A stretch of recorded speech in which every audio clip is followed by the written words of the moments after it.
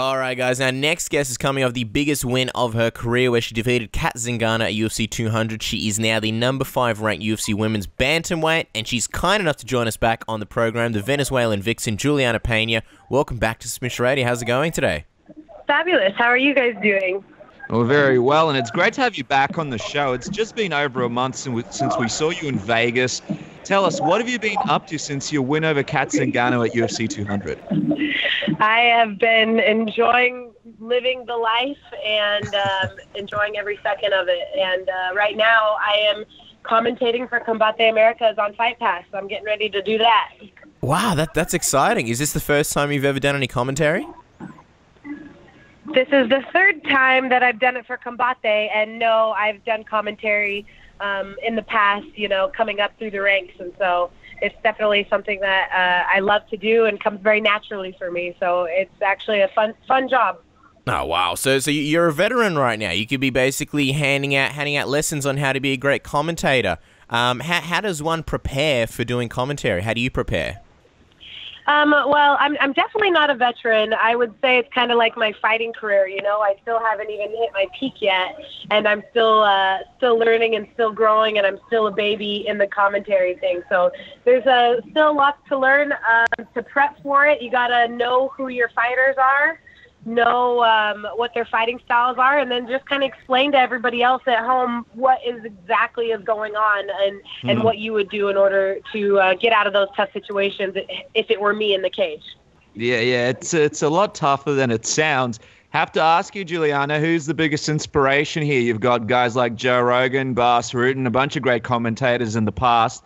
Who sort of sticks out to you as an inspiration when you're sort of preparing to do your thing?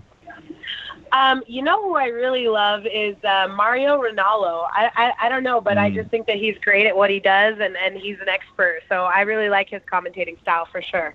Have you coined a trademark catchphrase? More Ronaldo, he had a lot. He had the H-bomb, he had the Mamma Mia. Do you have your own yet, Julianna? Yeah, I like to say that they're going to grind him out into mashed potatoes. I like that one. Awesome. I like it, and it sends a healthy message to the kids watching back at home. Eat your mashed potatoes. Now, let's go back to that night at T-Mobile Arena. You beat Cat Zingano in a great performance, but how were you physically and how was your body? Because since the leg injury that sidelined you, you've been itching your way back to 100%. Was that finally the fight where you felt you were back to 100%? No, I definitely think that is still not indicative of what I know I can do. And so that's what's really exciting about it, is that there's still so much more to show everybody. And I'm still growing as a fighter every single time. And so to me, it's super exciting when you know that you can do so much better, and it's almost like you're still fighting with one hand tied behind your back. Yeah, it's scary to think that the best Julianna is yet to come. Now, this is obviously a huge stage. How did that moment compare UFC 200 to winning the Ultimate Fighter for you? They're both really huge moments and monumental moments in my lifetime. But during the week of, I try to keep it as regular and normal and not a big deal as possible, especially when I'm in the cage. I'm not thinking anything about the event and how huge it is or the history that I'm making. I'm purely, hyper-focused in the zone. And so I like to look back on the past and know that I made history as part of being the first female in a combat sport to fight in the T-Mobile Arena. I think that's awesome that I was the first female to win the Ultimate Fighter too. So looking back and talking about it, it's amazing back then, but during that time, I don't put too much attention on it because it's just too much stress that I don't want to deal with. And of course, the title also changed hands, and Amanda Nunes became the new women's bantamweight champion. Now, we can imagine you were sitting watching the fight, but were you thinking to yourself, I'm next in line, it's me and Amanda next? 100%. Is that what you were thinking? Well, we were thinking you were sitting back there watching it, and it was going through your mind. But yeah, definitely, you're one of the top contenders for the title, without a doubt. Who else is the number one contender? Everybody else in the top 5 besides me is coming off a loss, and Amanda, but that doesn't really count. I mean, that's exactly the answer we were hoping for. A lot of people thought that, the winner of the UFC on Fox 20 main event between Holm and Shevchenko would possibly rival you as far as the next title, as the next in line for a title. I'm just wondering, what did you think of that fight? Were you impressed with Valentina's win over Holly? Yeah, I guess, I've been kind of thinking the same thing about Holly all along, and that's that, she had a perfect game plan that she hit against Ronda, and everyone strikes gold in Vegas sometimes, and that's always going to be a bad matchup for Ronda, and matchups are what makes fights. And so I congratulate Holly. I thought that was an amazing thing, but now everybody's kind of trying to see her for who she really is as a fighter. She's a push puncher type of a fighter, and if you can negate that, which is what Valentina did perfectly to a T, then you're going to have a nightmare. And Valentina trashed her at her own game, so I think that she kind of just exposed what I've been thinking and knowing about Holly as an MMA fighter all along. Well, we actually spoke to Holly Holm's coach, Mike Winklejohn, on the last episode, and of course you'd know that because you listen to the show on a weekly basis, and he said that he believes you should be next in line for a title. He said you. How about that? What do you think about that? I think he's a very smart man, and that is the truth. Like I said, if anybody says that I'm not next in line for the title, then they're just being biased and they don't want to admit the truth. But they can delay me as long as they want. They cannot deny me. And the truth is that I've had my hand raised in that UFC-owned octagon more than any other female in the division, and no other girl in this division deserves the title shot more than me. Absolutely, 100%. And I don't care who you are, what you say, nothing is going to change my mind from that fact. It's interesting that you say that, because obviously after that Shevchenko-Holm fight, the new champion, Amanda Nunes, she went on Twitter and said that she feels like Shevchenko and yourself need to prove yourselves, that you two should fight and face, the winner faces her. I mean, do you feel like in any way you need to prove yourself again before you get a title shot, or you've done enough at this point? How many times do I need to prove to everybody else how tough I am? You know what I mean? I've been fighting tough top-level opponents. When I got on The Ultimate Fighter, after I won my first fight to get into the house, I faced a number 8 ranked fighter in the world at the time. I've been getting tough matchups right off the bat. And I've had the hardest road to have to go through The Ultimate Fighter and then come off this knee injury and still be fighting girls who have better, bigger records than I have. So for me, it didn't make sense. I don't need to prove myself any more times. It just sounds like she was scared when she said that. And, had it been a 5-round fight between Valentina and Amanda, I think that she was starting to gas in the third like she always does. And that Valentina probably would have took over that fight had it been a 5-round fight. So, of course, she's going to say that because she's looking at both of us like, oh, shit, these girls are both going to come and dethrone me. And so what else is she going to say? It's funny that you say that, because Shevchenko also said that she's definitely scared when she saw her say that. But do you think as a new champion, Amanda's earned the right to pick her next opponent? Or do you think it's a little too early in her reign for her to even be doing that? No, you're the champion. You earn that right. You want to sit on the bench and wait for Honda to come back? Well, then you sit, honey, and do what you want. You're the champ. So whoever's got the gold makes the rules, and I don't falter for that at all. If you had an opportunity to make a crap ton more money instead of not making as much to defend your belt, you would wait too. Well, let's talk about this big hypothetical Ronda Rousey fight that Amanda's trying to angle for. What do you think about this recent shift in MMA where all of a sudden it's not really necessarily about the rankings, but about the big money fights? Obviously, you've seen that with Tyron Woodley wanting GSP or Nick Diaz. What's your thoughts on the shift in the sport to that side? It makes sense. You know what I mean? We're fighters. We do not have the longevity of, sitting at a computer desk for 8 hours a day like normal people. We need to make sure that we take this short window of time and make the most of the opportunity. And that means getting the big money fights so that we can sustain our lifestyle after fighting is done and still be able to, pay the light bill at the end of the month. And so, fighters definitely need to be compensated for the amount of blood, sweat, tears, and work and dedication that they put in. And so it makes sense to me, and I think that is I'm supportive of that. I understand it 110%.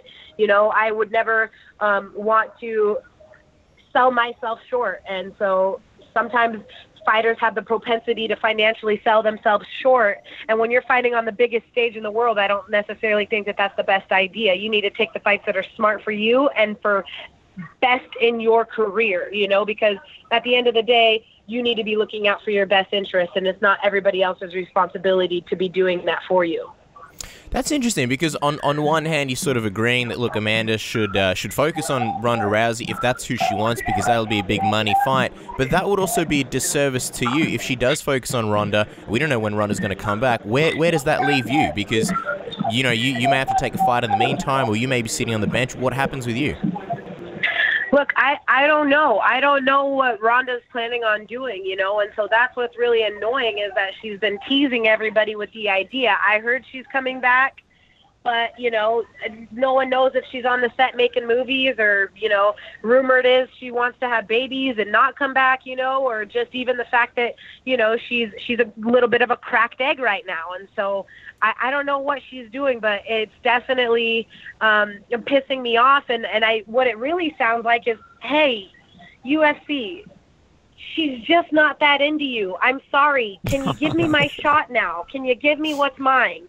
Yeah, that's hilarious. And, the thing is, and there's already a precedent for this, Conor McGregor is the champion of the featherweight division, but the divisions have been held up because of the huge money fights that he's been able to do. So do you sort of worry with this whole Ronda Rousey thing, this will make the women's bantamweight division be in the same spot where it gets sort of hung up for a while?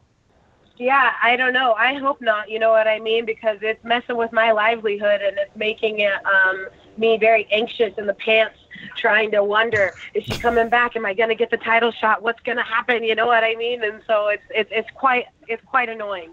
We definitely do know what you mean. Here's the interesting thing. We were at UFC 200. There was an interesting moment before the weigh-ins, before Misha and Amanda weighed in. There was a promo package playing, and a lot of people noticed this in the arena. Misha was billed as the most dangerous female fighter on the planet besides Ronda Rousey.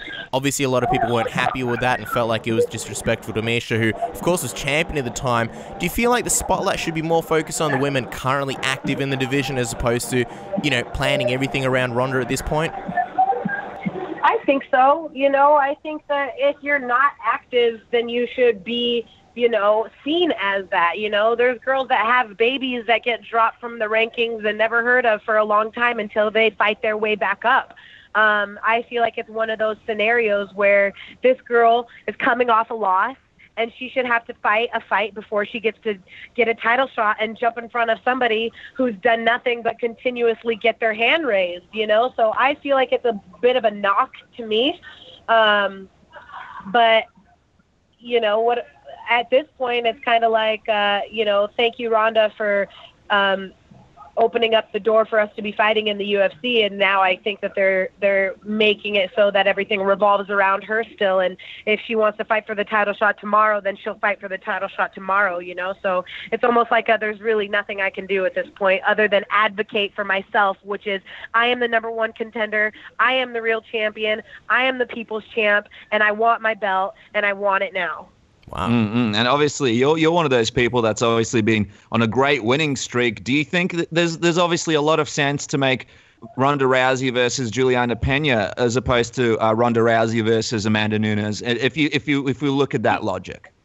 You know what? I would love nothing more than to welcome that bully back into the division and to send her on her way into full permanent retirement. It would make my day. The only thing that pisses me off is that Holly got the chance to do that before I did.